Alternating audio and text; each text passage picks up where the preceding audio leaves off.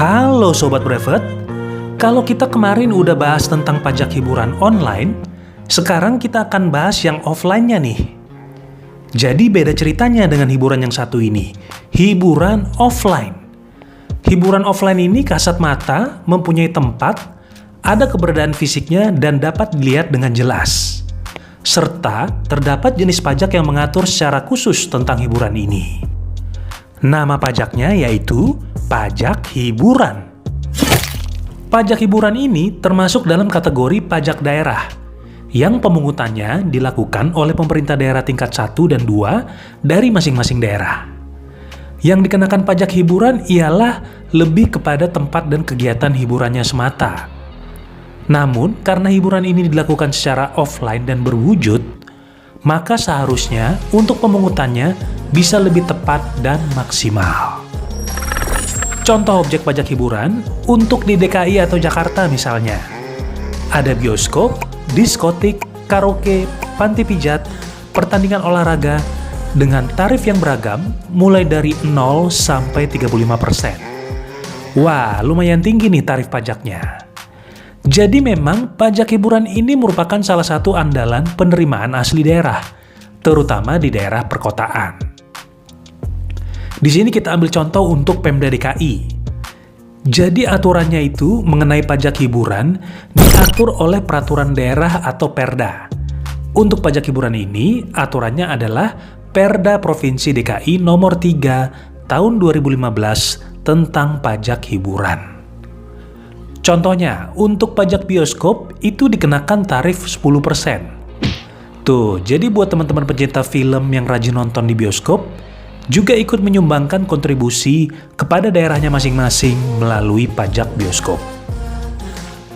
Lalu, ada pertunjukan musik atau konser internasional yang dikenakan tarif 15%. Nah, jadi penyelenggara konser Coldplay nanti nih guys, siap-siap akan dikenakan pajak hiburan sebesar 15%. Konser-konser artis dan musisi internasional ini juga marak diadakan setelah era COVID sekarang guys. Gimana sih untuk contoh perhitungan pajaknya? Jadi dasar pengenaan pajaknya itu adalah jumlah uang yang diterima atau yang seharusnya diterima oleh penyelenggara hiburan. Misal, untuk harga tiket Coldplay yang Cat 8, yang termurah aja sebesar Rp800.000.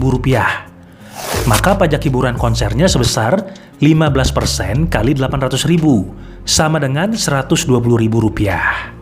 Nah, coba kaliin aja guys.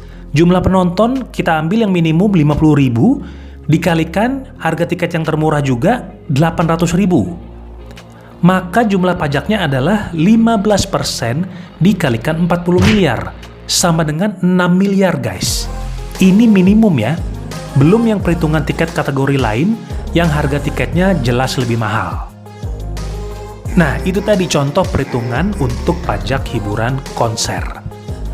Lalu ada juga karaoke. Nah, ini tarifnya udah lumayan tinggi guys, yaitu sebesar 25%. Tempat hiburan karaoke di Jakarta juga cukup banyak ya, baik yang ada di mal-mal atau pusat perbelanjaan, family karaoke, maupun di tempat-tempat hiburan malam. Lalu contoh yang terakhir, kita bahas yang paling tinggi tarifnya, yaitu sebesar 35% untuk jenis hiburan panti pijat, spa, mandi uap, atau sejenisnya.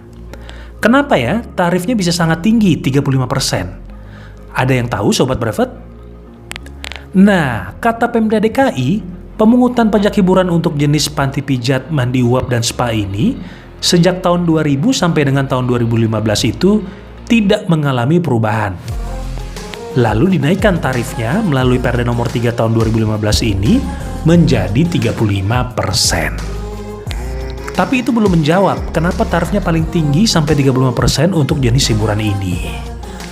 Walaupun tarif pajaknya tinggi, tetap saja tempat-tempat hiburan semacam ini jumlahnya bertambah banyak di Jakarta. Berarti ada pasar yang menarik dan berpotensi mendatangkan keuntungan, sehingga jenis hiburan ini terus tumbuh.